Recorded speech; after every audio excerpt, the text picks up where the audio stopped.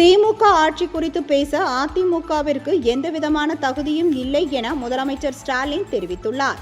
தமிழ்நாட்டில் சட்டம் ஒழுங்கு சரியில்லை. கடந்த 3 ஆண்டுகளாக தமிழ்நாட்டில் கொலை கொள்ளை அதிகரித்துக் கொண்டே செல்கிறது என சட்டசபையில் எதிர்க்கட்சித் தலைவர் எடப்பாடி பழனிசாமி குற்றம் சாட்டினார்.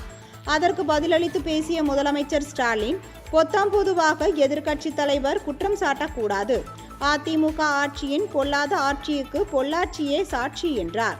தமிழ்நாட்டை புலம்ப வைத்ததுதான் அதிமுக ஆட்சியினுடைய சாதனை என்றும், திமுக ஆட்சியில் கொலை கொள்ளைகள் குறைந்துள்ளது என்றும் தெரிவித்தார்.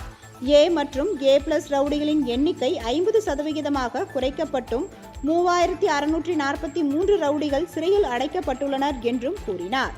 மேலும் திமுக ஆட்சி குறித்து பேச அதிமுகவிற்கு எந்தவிதமான தகுதியும் இல்லை. இவ்வாறு அவர் கூறினார்.